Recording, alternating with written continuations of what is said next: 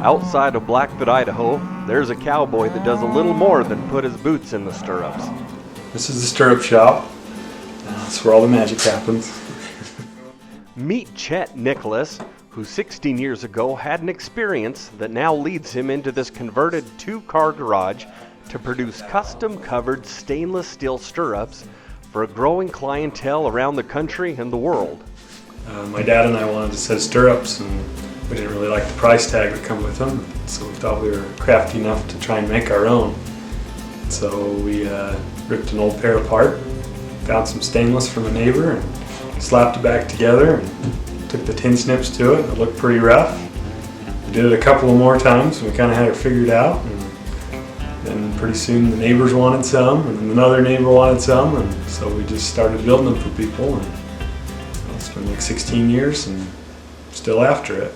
With his wife, Shalissa, this young couple discovered that the only way to start a business was to build it gradually, making smart choices along the way. So when I was in college, I was taking some marketing classes, and they were talking about utilizing social media and as free advertisement, basically. And that was back when the social media was just getting popular, and everyone had a Facebook, and Instagram was just on the verge of starting.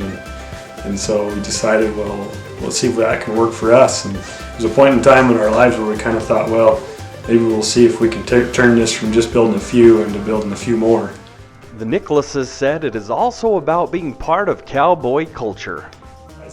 I tried going to different shows and rodeos and setting up a booth a few times, and that was a pretty tight circles that cowboys and cowgirls run in, and if one gets something new, they all want to see it, and then they all got to have one.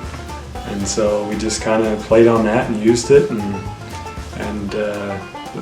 one of the things I've strived to do is build a really high quality product. I never want to skimp or cut corners, and what that's done for us is a lot of repeat customers. Chet explains that while making custom stirrups is a side job on the Nicholas farm, it develops some good stories to tell their grandchildren someday. All right, tell me a story.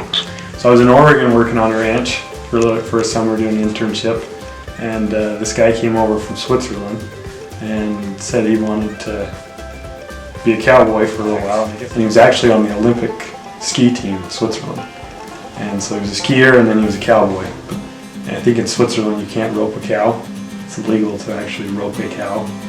And so he wanted to get his feel and come over here and do the whole Western thing.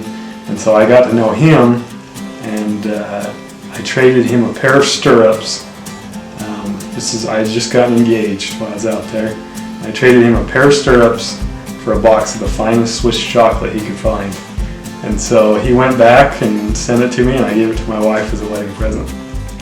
All part of a recipe for success.